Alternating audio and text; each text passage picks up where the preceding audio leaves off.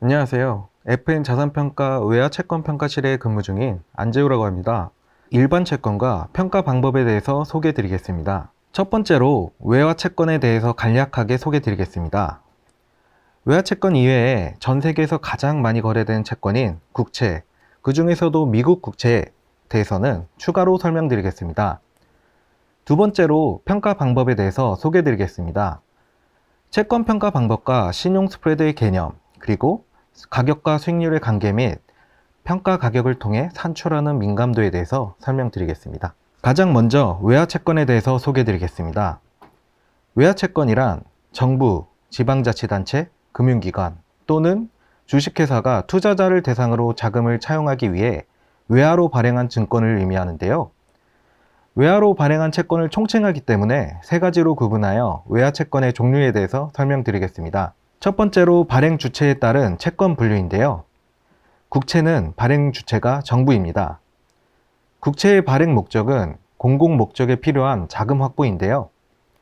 지방채는 발행 주체가 지방자치단체이며 발행 목적은 국채와 동일하지만 국채가 국가에서 필요로 하는 자금이라면 지방채는 지방에서 필요하는 자금으로 거시적이냐 미시적이냐의 차이가 있습니다. 금융채는 발행 주체가 은행이며 발행 목적은 금융기관의 장기 자금 마련을 위함입니다.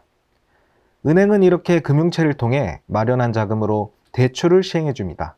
마지막으로 회사채는 발행 주체가 일반 기업이며 발행 목적은 시설 투자나 운용 등의 목적으로 장단기 자금 조달입니다. 두 번째로 발행국에 따른 채권 분류를 해보겠습니다. 먼저 유로채와 외국채의 개념에 대해서 설명하겠습니다. 유로채는 해당 국가에서 다른 나라의 통화로 발행하는 채권입니다. 외국채는 해당 국가에서 국내 통화로 발행되는 채권인데요.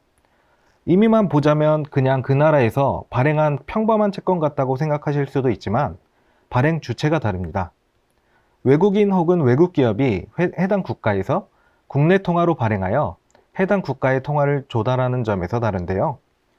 유로채의 예시로 한국의 김치본드는 한국에서 달러나 유로 등 외국의 통화로 채권을 발행하여 외화를 조달하죠. 만약 일본의 명칭인 쇼군본드는 일본에서 달러나 유로 등의 외국 통화로 채권을 발행하여 외화를 조달하는 채권을 의미합니다. 외국채 예시인 아리랑본드는 외국인이 한국에서 원화 표시의 채권을 발행하여 원화를 조달하는 채권입니다. 만약 사무라이 본드라고 한다면 외국인이 일본에서 엔화 표시의 채권을 발행하여 엔화를 조달하는 채권이라고 생각하시면 됩니다. 위의 예시뿐만 아니라 판다, 딤섬, 불독, 양키본드 등 국가에 따라 특징적인 명칭으로 분류가 되고 있죠. 또한 외국채와 유로채는 규제의 차이가 있는데 간단하게 표를 보시고 넘어가겠습니다. 보시다시피 외국채에 비해 유로채가 규제가 훨씬 적으며 이는 외국인들의 규제를 완화하여 투자를 유인시키기 위함입니다. 세 번째로 이자 지급에 따른 채권 분류를 해보겠습니다. 이표채는 정기적으로 액면 이자를 지급하고 만기일에 액면가를 지급하는 채권인데요. 이표채는 영어로 쿠폰 본드라고 불리는데 여기서 쿠폰이 바로 이표입니다. 예시로는 회사채가 있습니다. 할인채는 무이표채라 불리며 액면 이자율이 0%여서 이자 지급 없이 만기일에 액면가만 지급하는 채권입니다. 예시로는 한국의 통화안정채권이 있습니다. 분할 상환 채권은 정기적으로 이자 및 액면가의 일부가 상환되는 채권입니다. 예시로는 영어로는 싱커블 본드라고 하는 감채 기금부 채권이 있습니다. 외화 채권 중에 가장 유동성이 풍부하고 발행량이 많은 미국 국채에 대해서 설명드리겠습니다. 미국 국채는 미국 재무부가 발행한 채권으로 만기와 형태로 아래와 같이 분류 가능합니다. T빌, T노트, T본드, Tifs. 여기서 T는 미국 재무부를 뜻합니다. T빌 채권은 1년 이하의 단기 국채를 의미하며 표면이자 없이 할인해서 팔고 만기가 되면 액면가를 돌려줍니다. T노트 채권은 만기가 1년 이상 10년 이하의 중기 국채를 의미합니다. 6개월마다 이자가 지급되는 이표채 형태입니다. T본드는 만기가 10년에서 30년인 장기국채로 6개월마다 이자가 지급되는 이표채. T본드는 장기자금의 기준금리 역할, 예를 들어 우리나라에서 발행되는 외평채의 금리는 T본드를 기준으로 가산금리가 붙어서 정해지는 형태입니다.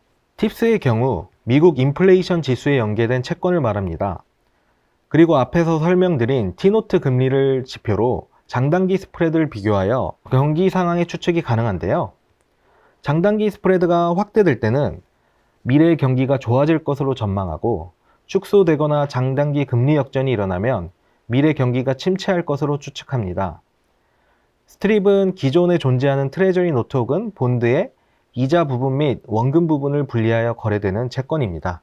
스트립 채권에 대해 조금 더 설명드리자면, 그림과 같이 원금과 이자를 분리하여 각각 유통시장에서 거래가 가능한 채권입니다. 아래의 그림을 보시면 이해가 더 편합니다. 예를 들어 만기가 5년이며 원금 100억 원에 표면 이자가 2.5%의 국채가 있다고 가정하면, 원래라면 왼쪽에 채권을 가진 사람이 꼬박꼬박 이자를 지급받고 마지막에 원금까지 지급을 받는데, 스트립으로 분해하게 되면 원금과 이자 부분이 분리되어 각각의 할인채가 됩니다. 2.5억짜리 이자를 가진 채권자는 만기가 각각 1년인 무이표채를 가진 것과 동일하며, 원금 100억짜리 채권을 가진 사람은 만기 5년짜리 무이표채를 가진 것과 동일합니다. 국채 호가는 32진법으로 이루어지는데, 이에 대해 설명드리겠습니다. 국채는 소수점 이하를 32진법으로 표기하는데요. 98-08의 호가를 변환해 보겠습니다. 98-08의 하이픈 뒤의 숫자를 10진법으로 변환하면 98 더하기 32분의 8, 즉 98.25를 의미합니다. 아래와 같은 예시가 있으니 간단하게 보시면 100-03 플러스에서 이 플러스는 2분의 1을 의미합니다.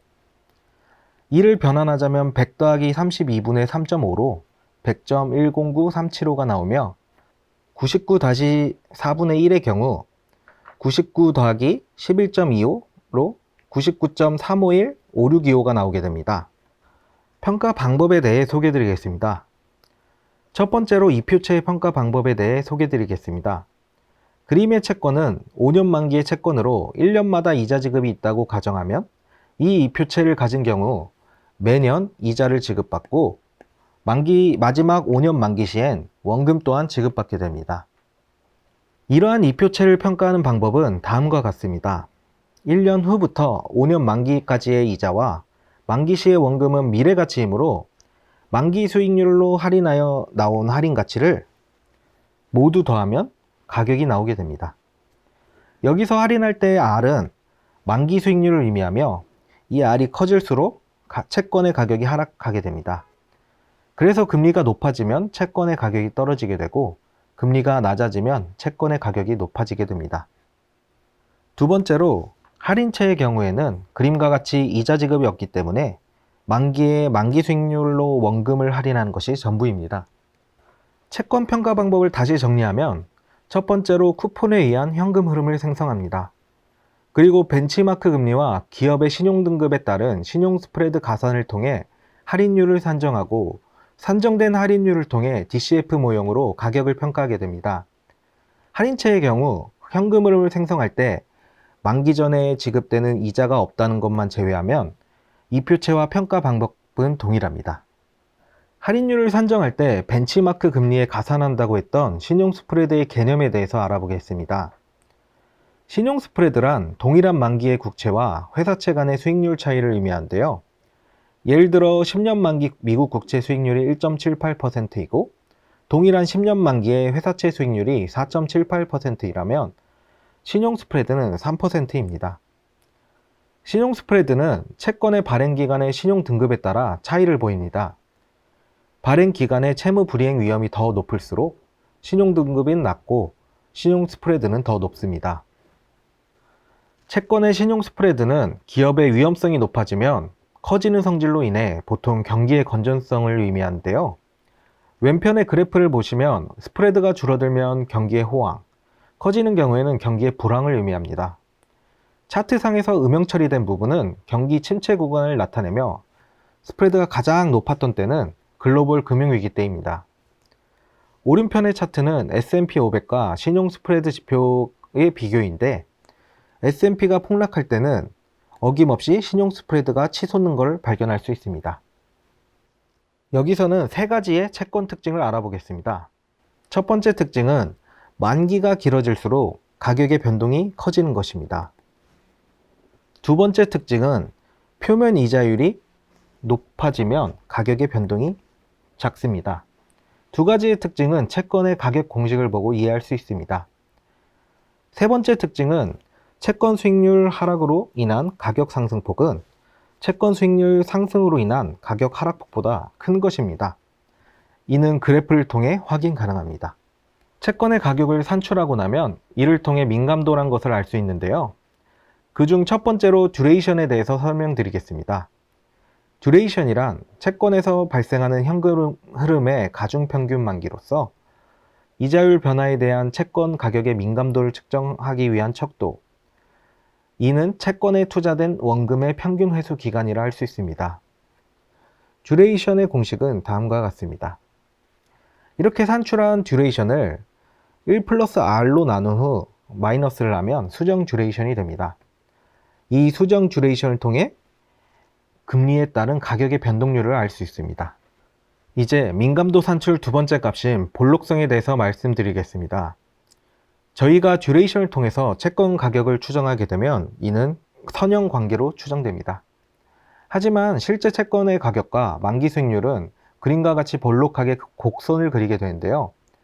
그래서 실제 채권의 가격과 듀레이션에 의해 추정된 가격에는 오차가 생기게 되고, 이를 보완하는 것이 바로 컨벡시티, 즉 볼록성입니다. 듀레이션이 채권 가격과 수익률 곡선과의 기울기를 나타낸다면 볼록성은 채권 가격과 수익률 곡선의 기울기 변화를 나타냅니다. 앞에서 수정 듀레이션을 설명하면서 채권의 가격 변동률 공식을 설명한 바 있습니다.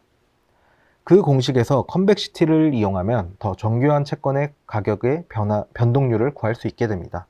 이상으로 채권의 민감도까지 해서 외화 일반 채권에 대한 설명을 끝내도록 하겠습니다. 감사합니다.